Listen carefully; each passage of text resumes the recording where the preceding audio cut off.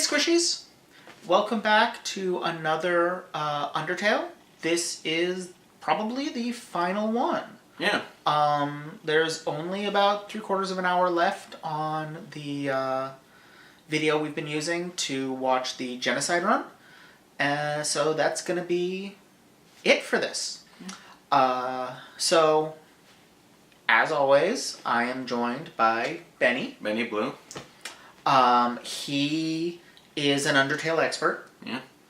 I am basically a noob.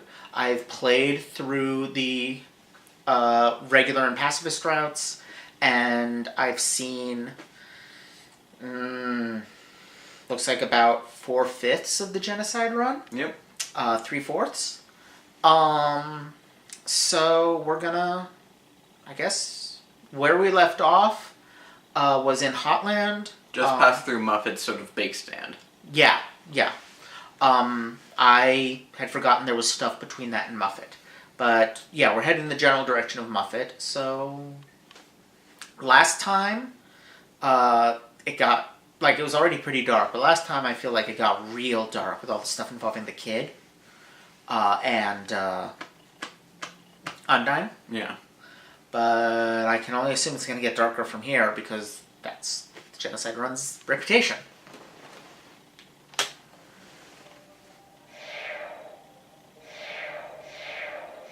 People sometimes ask what my favorite song in Undertale is, and it's not my absolute favorite, but I have an unusual answer, which is, I like the slowed down version of Another Medium here, for the Holland background music. Huh. Of what I've heard so far, which I'm assuming there's still a few tracks I haven't heard because I haven't seen all of Genocide run, but of what I've heard so far, my favorite is definitely Hopes and Dreams.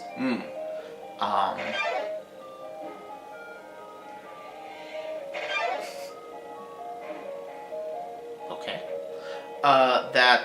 I don't know, I just am a sucker for that kind of thing. Yeah, I really love Hopes and it's on. When I was in 10th grade, my teacher let me play music during the test because it helped me concentrate on earbuds. And Hopes and Dreams, I always timed it so that as I was finishing up the problems on the test, then that's what would play. Awesome. And I just loved having that. It's still one of my absolute favorites. 31 left.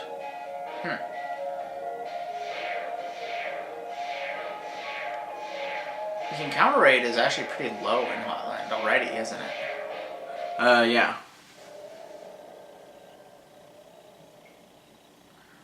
So I guess they're gonna try to get in some fights? Are they gonna go to what are they doing? Yeah, that's what I thought. They're going to go to the bottom right floor. Okay. To try to, because you can get enemies here. Or not. Could never quite figure out where and when you can get enemy encounters because, fairly late in the game I discovered you can't go back to grind after you've beaten an area, apparently. Well, wait, what do you mean by that? Once I got to the final dungeon, I could not come back here and fight enemies. They you mean wouldn't show up. like Asgore's castle? Or you're saying they won't show up. Yeah. And instead you just see sort of people with additional dialogue they don't see when you're going through. Yeah. Because Toby hates backtracking, but there's still reward doing it. Well, it was a little annoying because the enemies in the final dungeon were really hard, and so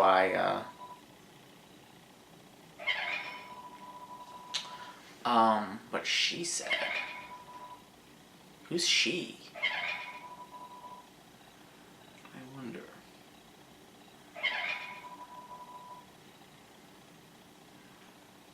Is that the same dialogue as in? She is not a usual thing.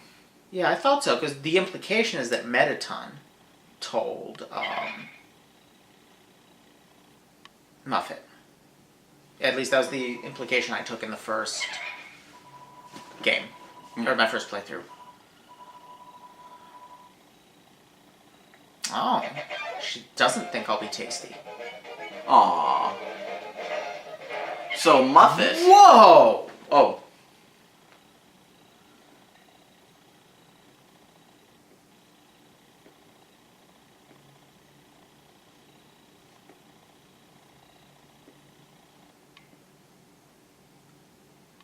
Wow.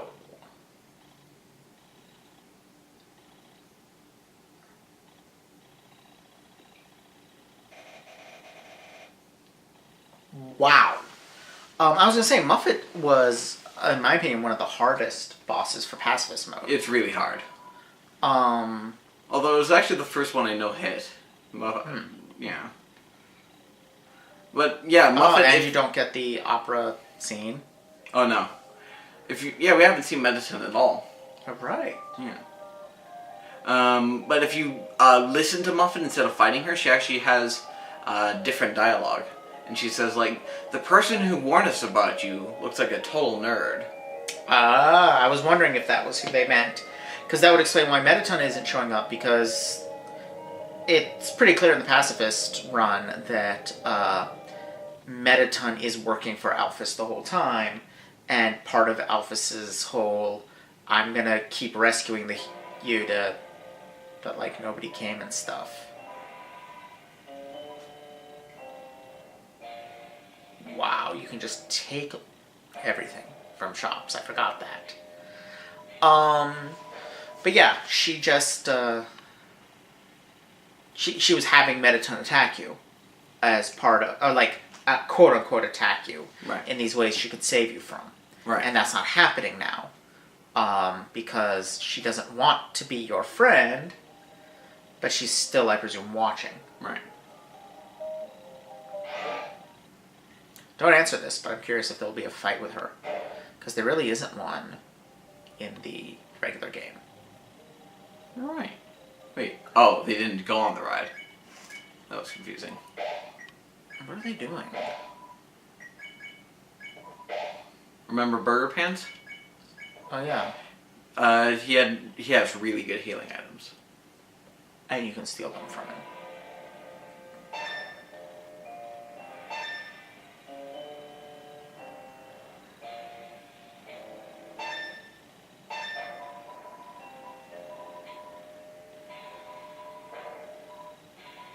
Oh. Alphys is evacuating people.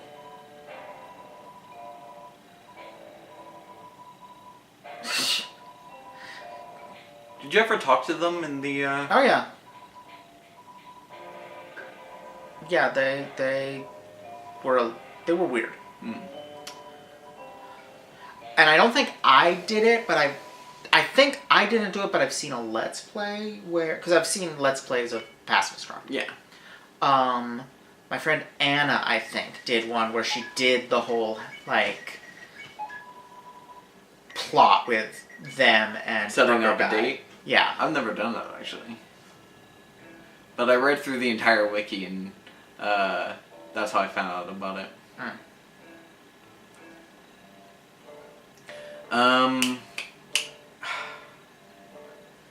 Oh, but from their dialogue, do you remember how they said that, like, Alphys used to come and hang out with them, but now she doesn't anymore? Yeah. And so they used to be friends. Right, and they never see her anymore, but they just did. And I find it interesting that no matter how you act, you kind of, like, motivate Alphys to get out of her shell. Huh, that's a good point. Oh, he's here. Yeah.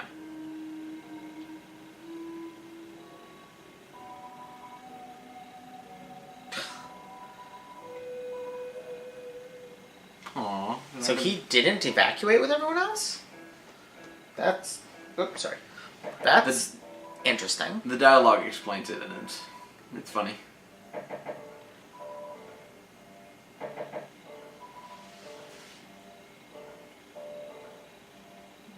Huh. Although maybe they're just doing the same thing that they did with the alley, looking around first. Yeah.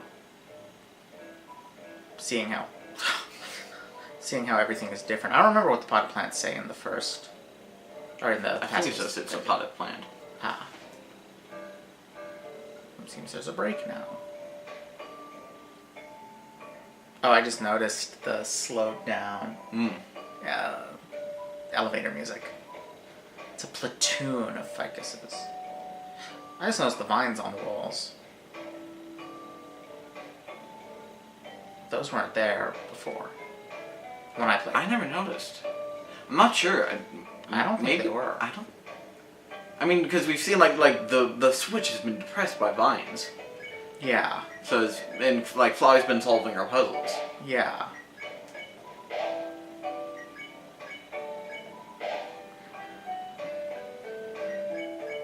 Making room for the stuff that guy has. Let's look at our gold count. 2729? Yeah. 2,729. Yeah, that's pretty high.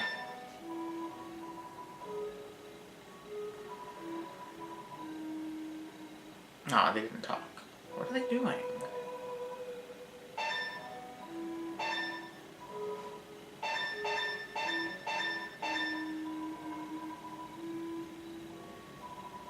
Ah, there we go.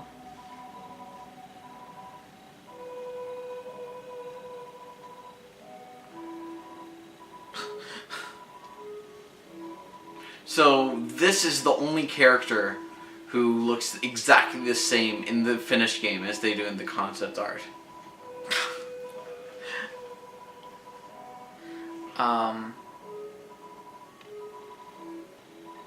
They're also... There doesn't seem to be a way to kill them. Yeah. But they don't flee. So... Is this guy gonna survive? I mean, don't answer that, but... Like...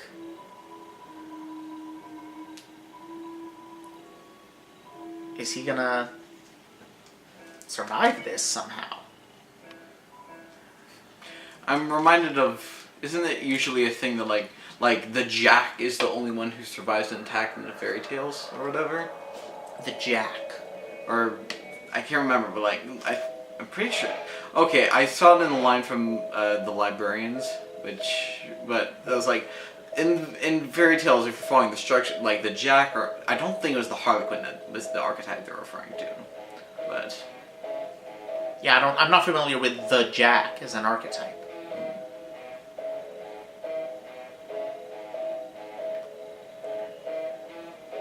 So I don't know. I don't know what they mean by that, or what it would be. Yeah, none of Alphys's game. What happened to all the enemies in the previous section? Hotland. Don't you have to kill all the enemies? Hotland and the core count as one counter. Oh, even though they've got different encounters? Yeah. Huh.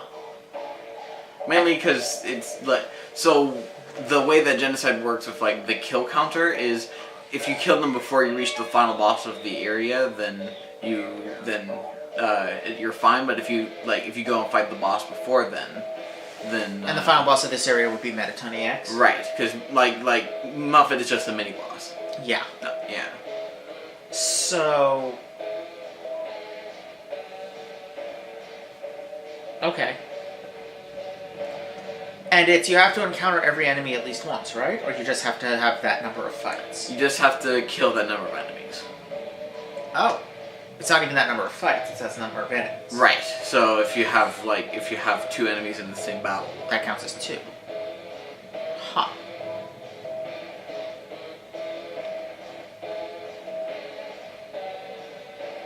See, this is another reason I'm glad not to be actually playing it, because grinding is so tedious. Yeah. I got stuck, like, because you notice how you can't get back into the initial area in Hotland, right? Yeah. Like, where you encounter enemies like Vulcan and such. And this entire second floor is cut off, and there's no enemies on the third floor, nowhere where they can spawn.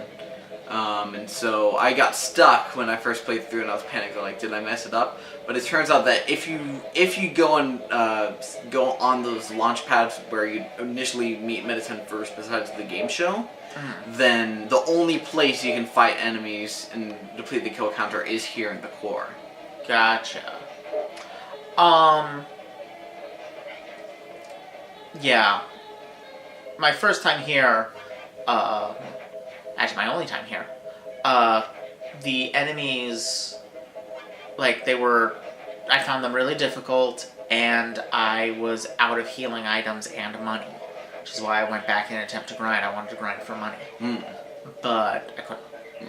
And so this bit of game proved very difficult.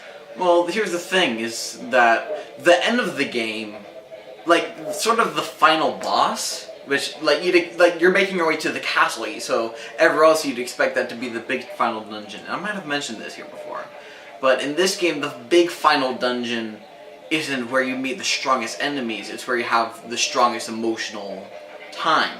Yeah. And you have the story of Azrael that usually is very emotionally impactful.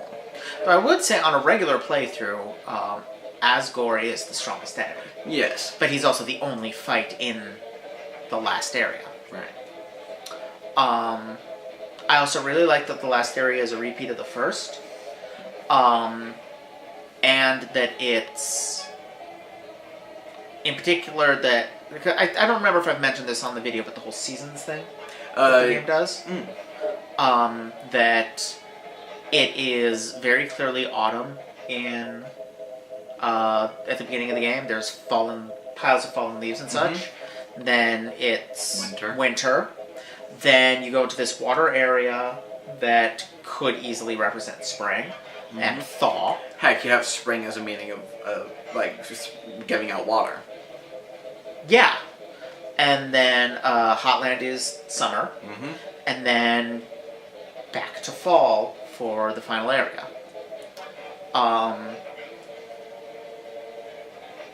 And I don't know. I like that it uses that kind of cycle. Yeah.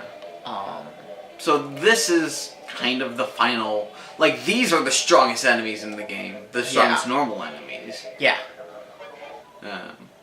Oh, there we go.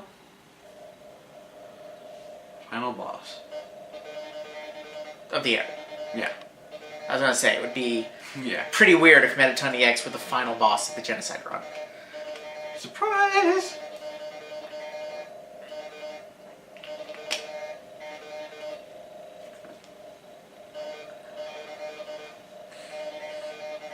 He's actually being kind of heroic here.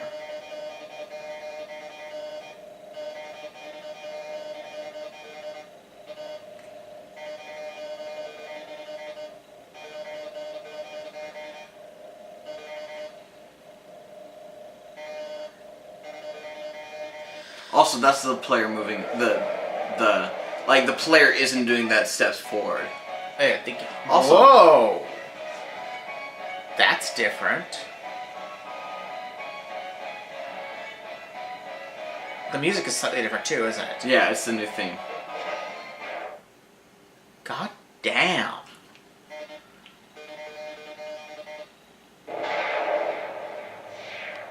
Seriously? Yep. That's 2 bosses in a row that you can just one-shot in this mode? Sorry. That's... So we're now level 19. 20 is the highest, right? Yes. And we need nearly 50,000 XP to get to the next level. So clearly there's more to come. God. You really are a monster by this point in the game. Yes. In our meaning, in our meaning, not in theirs. Yeah. Like... Well, although Undyne had that thing of whatever you are. Yeah. Now there's no one left to tell the story. So there's no story. Huh. This is another great use of parallax. Oh yeah. Very classic, very like late NES, early SNES kind of parallax, which a lot of this game is very late NES, early SNES aesthetic. Mm.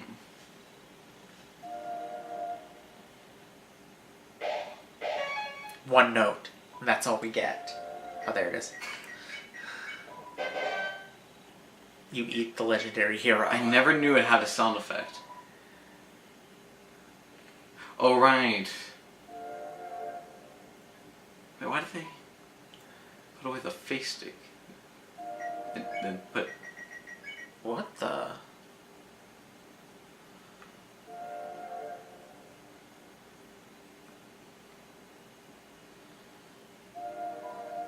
Golden flower. That is still locked, so you do still have to... He leaves them in the kitchen and the hallway.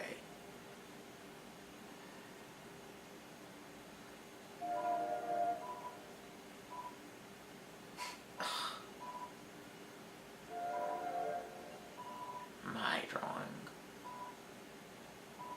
is our clothes.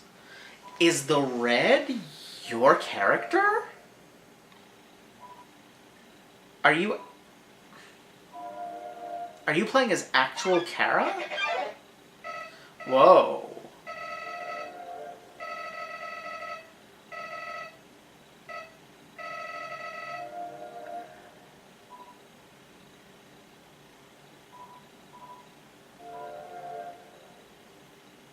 Who is our narrator? Yeah.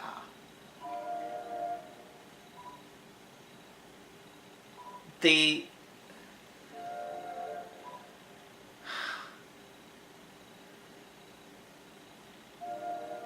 But, like... The fallen human is dead. But... This certainly is implying that you're playing as the fallen human. Which makes no sense, because they're already dead before any of this happens. Toriel and Asgore splitting up is a consequence of that death.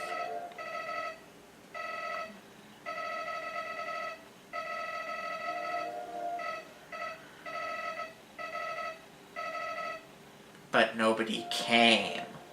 Fuck. The original.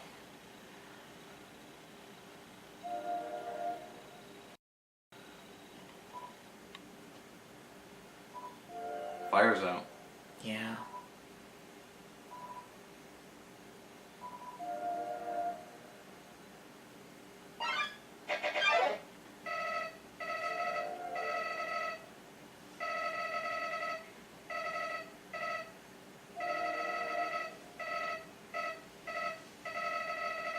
What?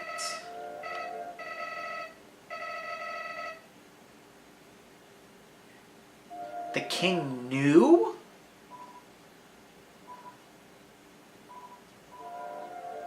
That is very different if the king knew who Flowey is.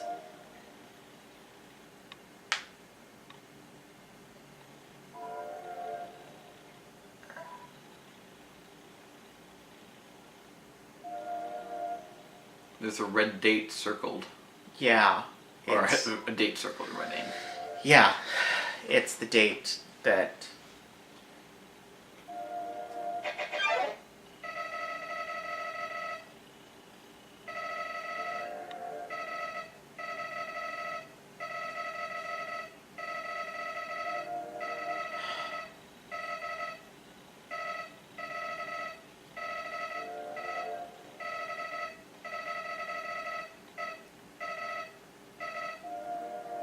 That's really tragic.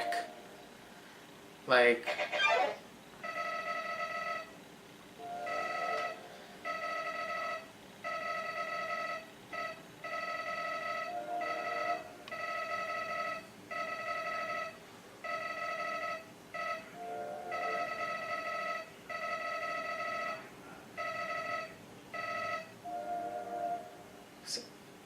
Succeeded.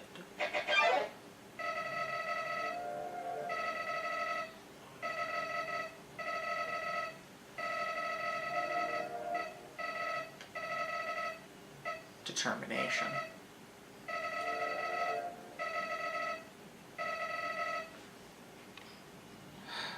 Right, that's confirming determination is the power to load saves.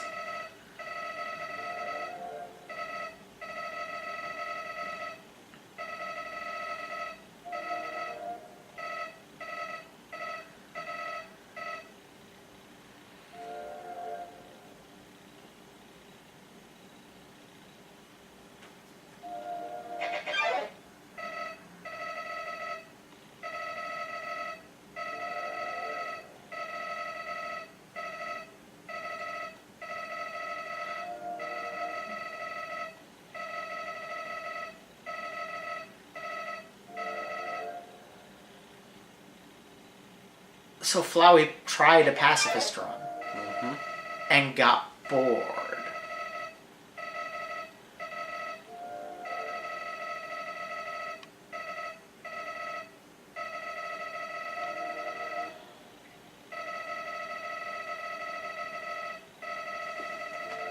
Hey now!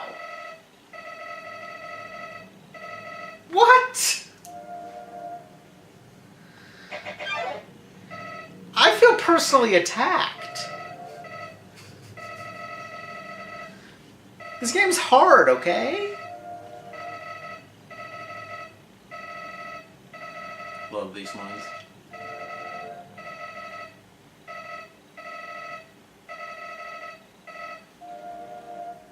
Because player.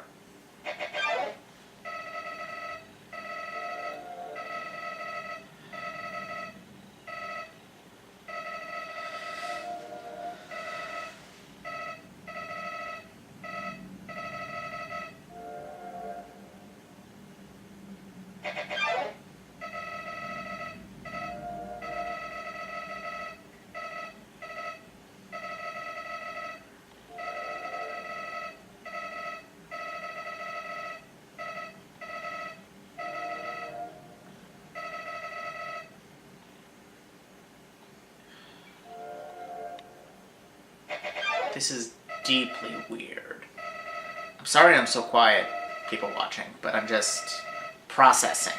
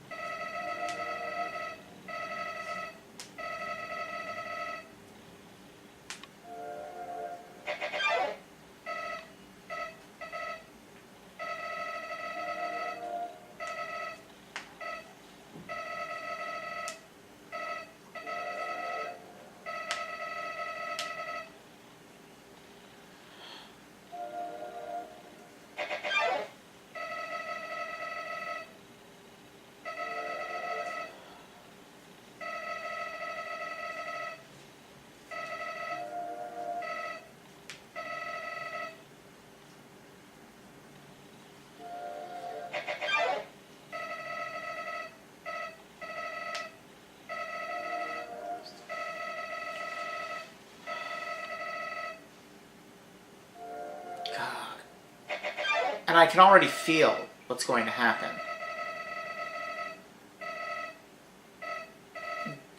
At the end of this hallway, you kill Flowey.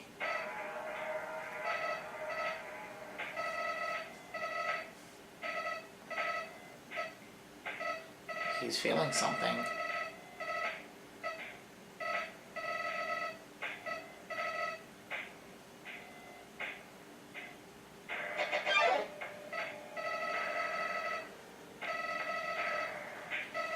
He's afraid.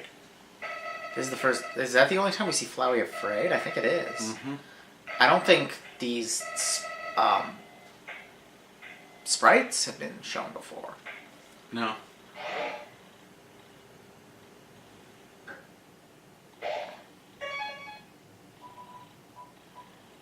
The box.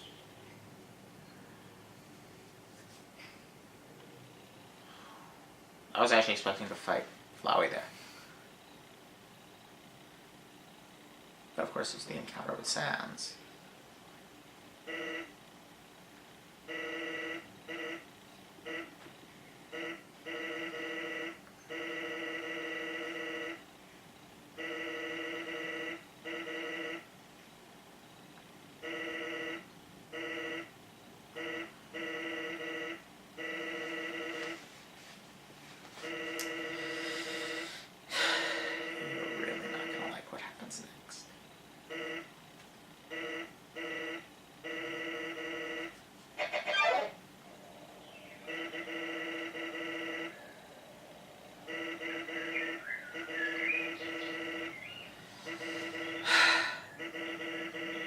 I've heard about how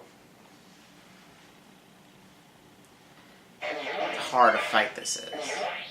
Oh, they've done it before.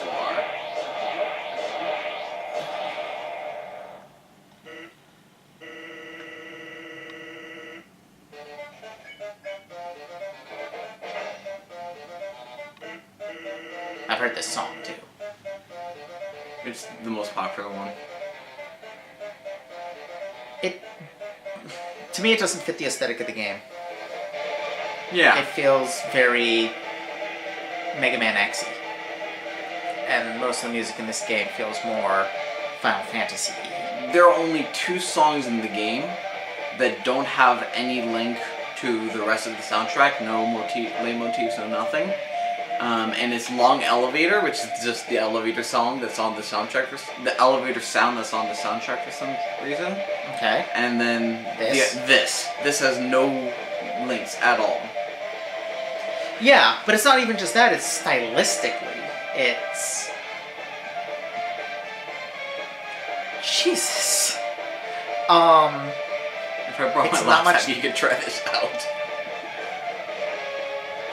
Yeah, it's stylistically, it just feels like a different genre of music. We're probably, for most people, around their 15th or 20th attempt. And remember that really slow beginning? You have to go through that every time. Also, yeah, we should probably be reading the dialogue. And this I looks haven't. Okay. I have heard an interesting theory about this, which is that this music is not Sans' music. It's the protagonist's music. And the evidence is that at the beginning, Sans attacks first, which is normally your right. And he... well, let me see what else. There's more evidence. But it's also just, like, he's the hero in this scenario. Yeah, he is. He's... Oh, and he's dodging, which is normally Yeah. only your thing to do. And he knows about resetting the game and Right. saves and that kind of thing. Mm-hmm.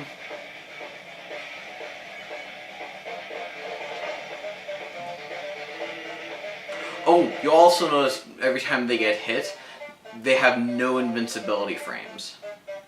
And if you read the, like, if you check him, then, well, they might, I don't know, but I'm gonna say it just in case. If you check him, then he says the easiest enemy can only deal 1 damage, but you have no invincibility like that. So you just get damaged rapidly.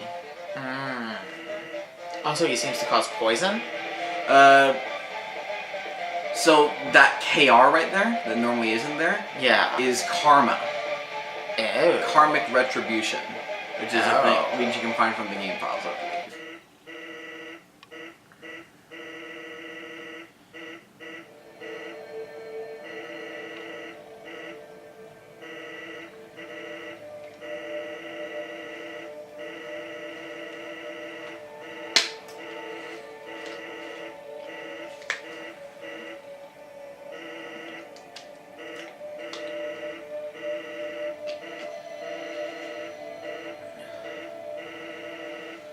This is a very slow version of the easiest enemy can only go 1 time.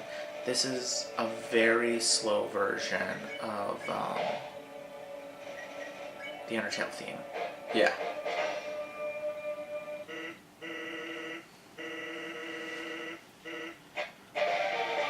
Please do. Wow, it just keeps flipping in and out like that? That's Yep. part of the game? And now What the? there's a bar. You have to time when you go into attack.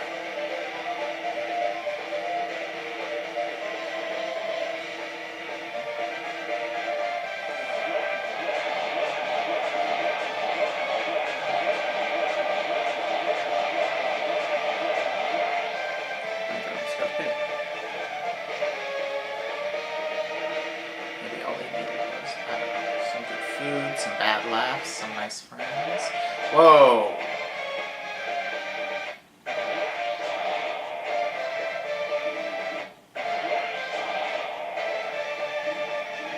And now at below. Jesus. The key for this one, if you try to look at where your heart goes, you're never going to make it in time.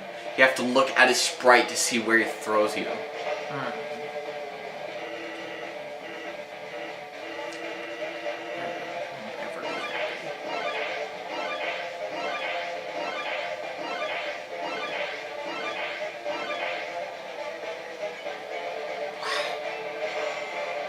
This is... wow.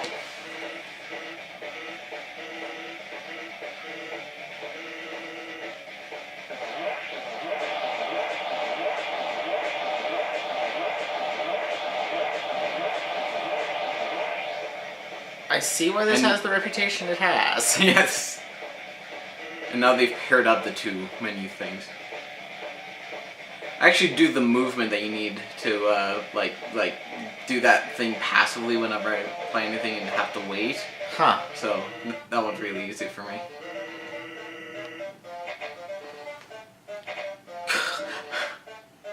This is stressing me out just watching it. I am so glad I did not play this.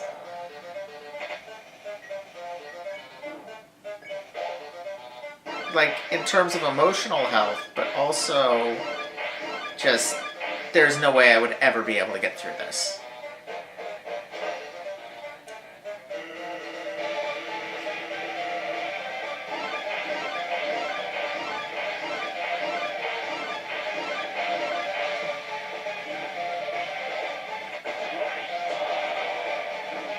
Like, he's already, like... This guy is already way better than me. He no-damaged a bunch of stuff that would have slaughtered me. And he's needing to use everything that he has. Yeah. I've practiced this so much. Like, I have a I mentioned this in the first episode. I have a hacked level 1 save file. And I practice on there. So you can only take a maximum of 20 health on any attack. And that's how I'm practicing for... Eventually, I'll hopefully be able to do a no-hit. Wow, we got knocked down to 1. You also notice that if you have purple and you would heal up to full, the purple, the karmic stuff, actually prevents you from getting there. Oh. So it takes a lump off of your healing. Huh.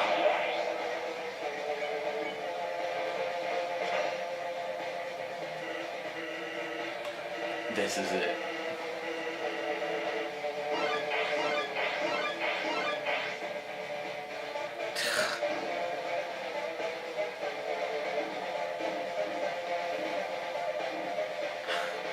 Oh my god! That hurts my eyes just looking at it.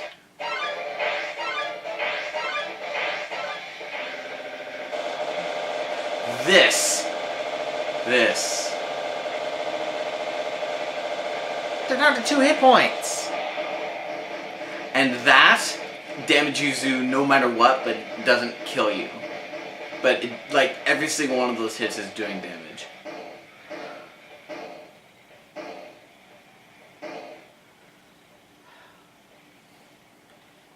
This is actually the evil version of getting down to the .0000 in the fight with Azrael. Yeah.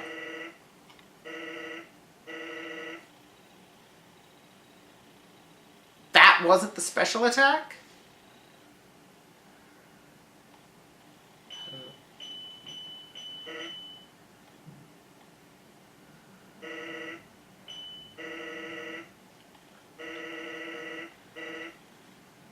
He's just refusing to do anything.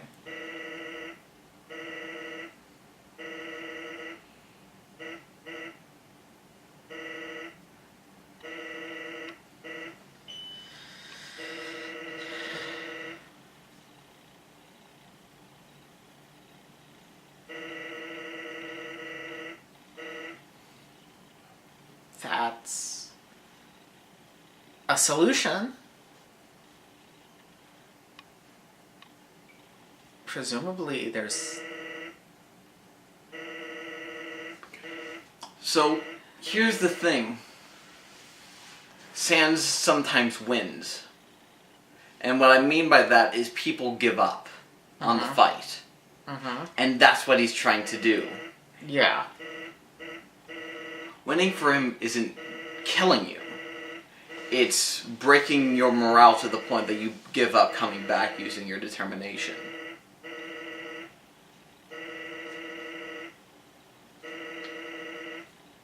Right, which is why he's the only enemy in the game that'll beat you without killing, that knows he's not killing you when he beats you. Right. Because he knows the reset. Well, him and Flowey.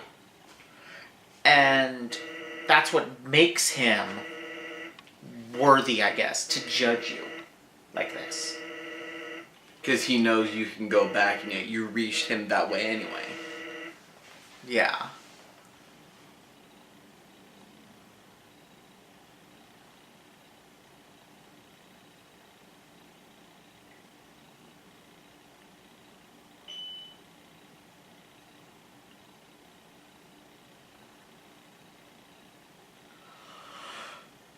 Oh, excuse me.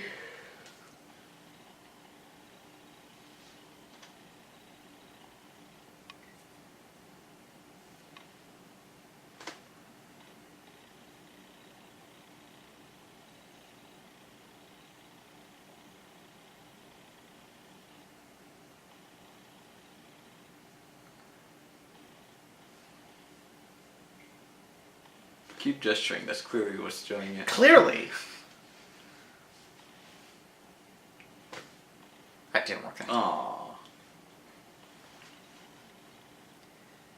So now he's asleep.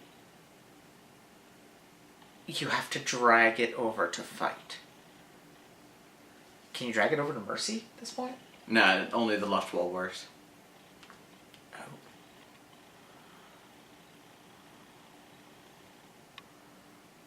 Until you get there, and then only the bottom one works. Mm-hmm.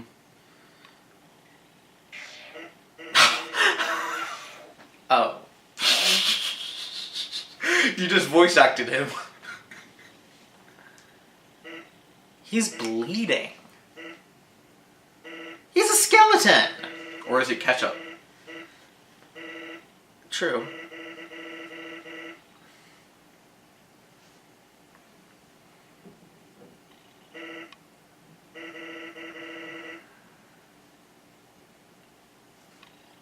He's just leaving?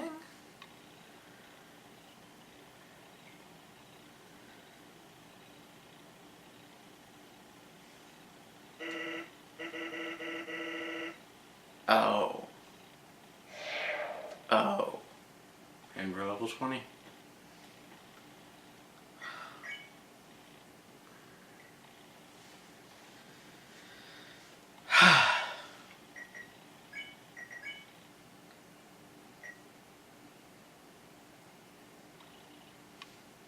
No healing?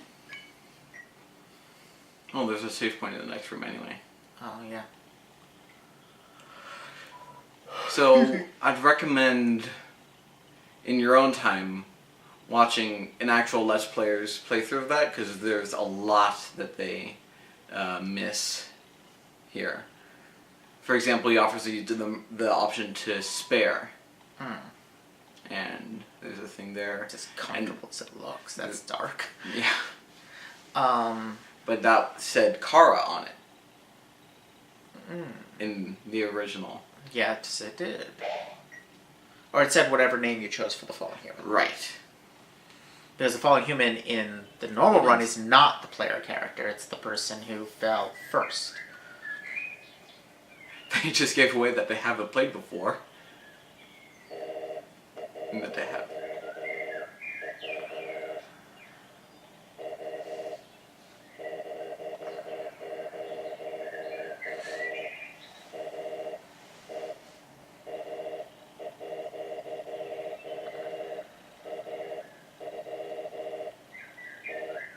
No longer even recognizable. Whoa, just interrupted?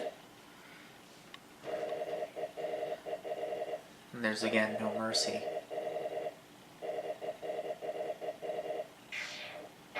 Not even a choice.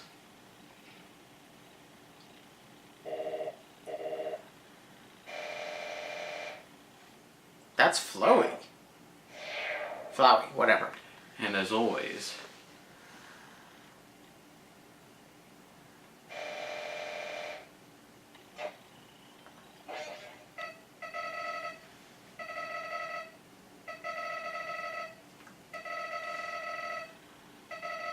That's Ezreal's face. Yeah. He's panicking. And his voice.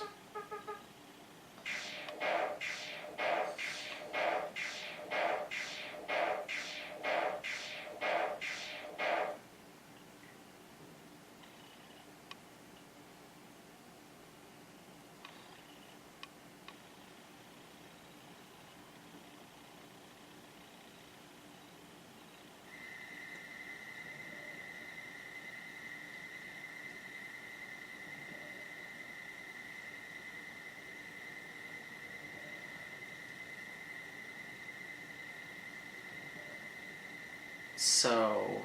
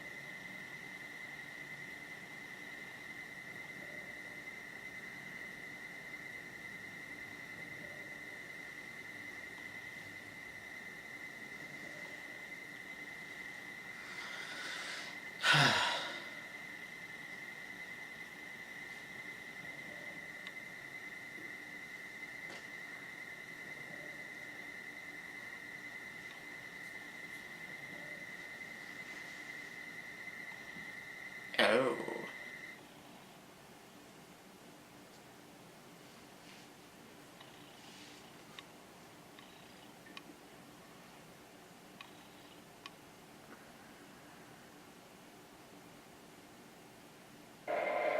Whoa!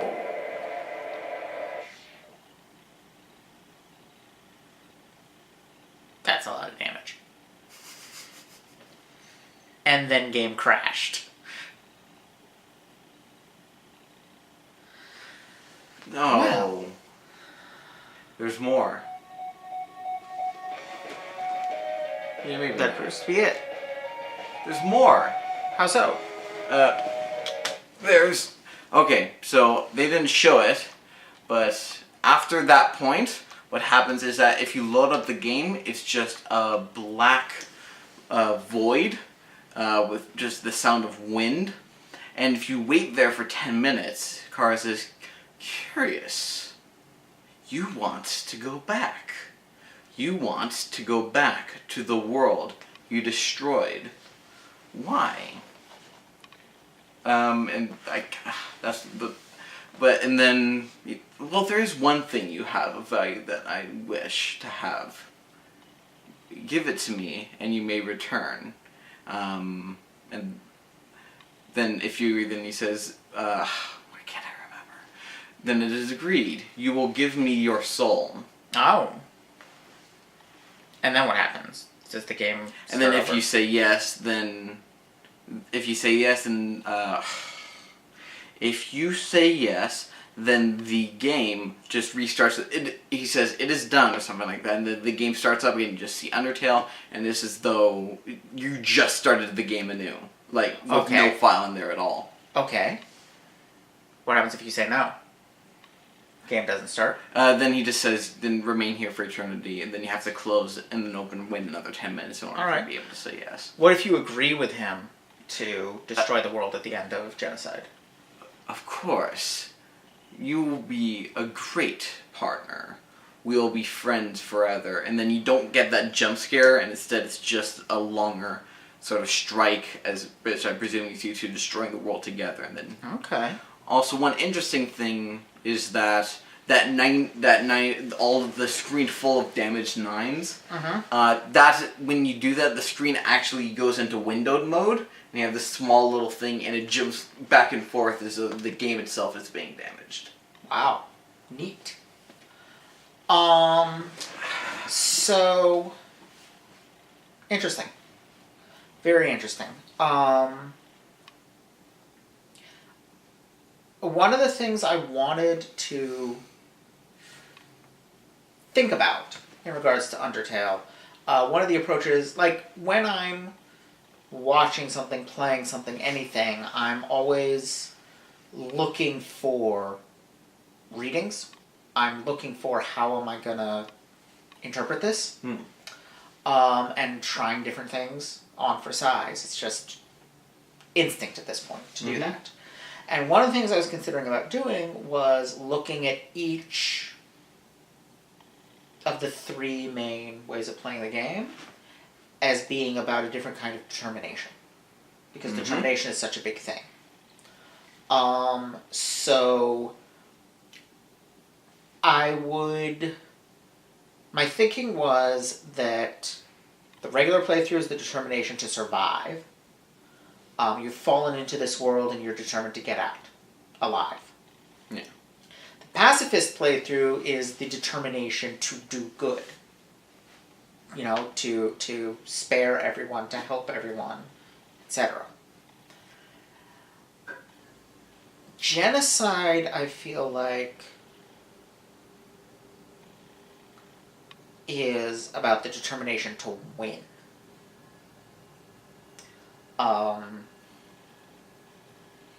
To dominate and overcome and defeat others. So it's the one that most closely resembles how you would play an actual game. Because most of the time when you're playing games, your goal is to win the game. Yeah.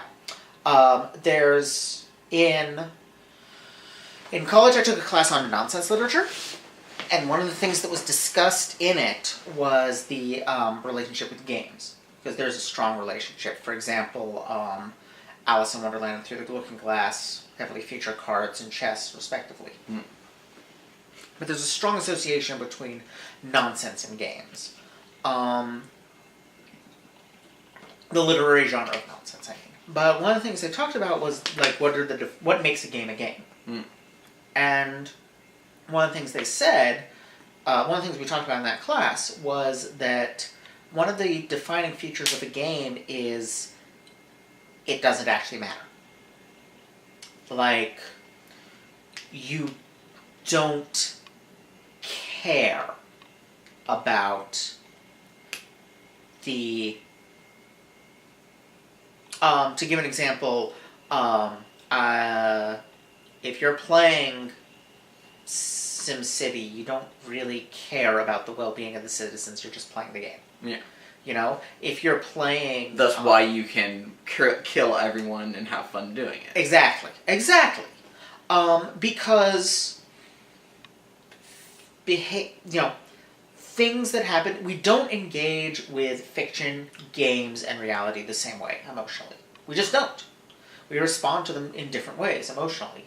And one of the things with games is that we do not... there's a much reduced kind of empathy because there's a set of rules, because a game is defined by rules, and you're playing by the rules. And that's the important thing, is play by the rules, don't cheat, when it comes to a game. If you play a game compassionately, that's known as letting the other person win, and people don't like it when you play against them that way, mostly. Or, for example, I had a friend who found that he couldn't play Katamari Damacy. I don't know if you're familiar with that series. I heard of it. Okay, he couldn't play it because the way people screamed when you rolled them up in the ball was too unsettling for him. He felt for them. And that made the game unplayable. I've got a copy of Hyrule Warriors sitting on the table right there waiting for me to open it and play it later. And a Dynasty Warriors style game, like, you're mowing through soldiers that don't stand a chance against you individually. You're just plowing through them, and you don't care about them. They don't register as people or even as fictional characters. And so the determination to win if you think about it diegetically, you're a monster in those games. You know?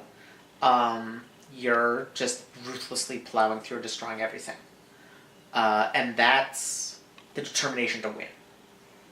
Whereas the other paths are explicitly ungame-like in certain ways. You know? It's taking the trappings of a recognizable type of game, an RPG, and encouraging you to break the rules of how those games typically go. And specifically to break those rules out of compassion for characters. Letting the other person win and trusting that that's... Not in this case, it's not so much letting the other person win as engaging with them as a character instead of as a game piece. The thing with game, like a game doesn't matter, and like you're not supposed to engage with the characters in it, makes me wonder about Flowey. Because he's basically trapped in a game. He can't quit. And he's, like, we engage with games in reality differently, but that he's trapped in a reality that is the game, and therefore none of the people in it that are around him were designed to be cared about like he wants to. Yeah. And to be clear, I'm talking specifically about competitive games. Things like tabletop role-playing, single-player video games with story modes, that kind of thing, we do engage with more like fiction. The rules are there to structure the fiction, but you are often engaging with characters as characters, as opposed to as game pieces. Not always, but very often. And that's why something like Undertale works. Because it's typically in most video games of this genre, you're encouraged to empathize with certain characters as characters, but to regard others as being like game pieces in a game, you know, and just mow through them. Right. Enemies, in other words. Here, you're encouraged to treat everyone in the game as if they're a character. But the Genocide run is the reversal of that. Treat everyone in the game as if they're game pieces. So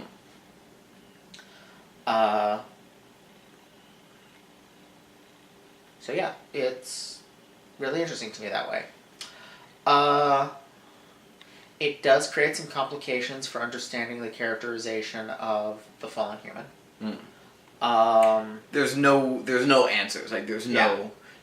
My favorite interpretation is if you go back and find Toriel, because like she actually can be found.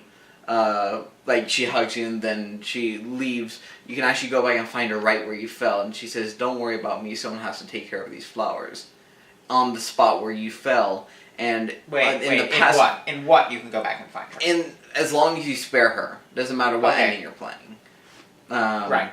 Well, I guess Genocide might change it, but other than that. Well, because you have to kill her in Genocide, right? Right, but I'm saying if you spare her after you've activated the Genocide counter. Oh. But other than that, and then with Azrael, you can actually find him there at those flowers. The same thing in the pacifist sort of epilogue, and the one I subscribe to is that Toriel buried Kara there. You fell on that, and that somehow linked the two of you together. Okay. Into...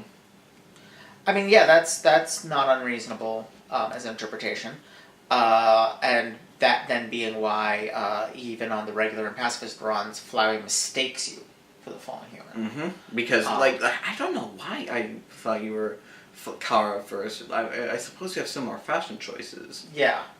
And so that kind of thing. But then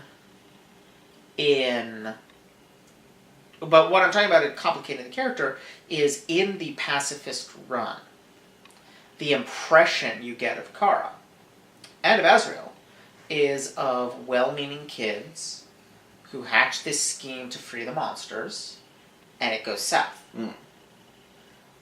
In Genocide Run, Kara is straight up evil. I would see it as you, the player, choose to kill everyone, and that corrupts Kara into thinking this is. That makes sense. I also have a personal theory that I'm very proud of, which is that, do you remember in the True Lab when Snowy, right?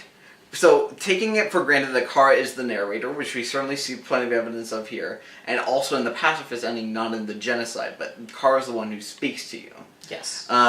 Snowy, that messed up, pitiful bird creature, the mother of Snowdrake.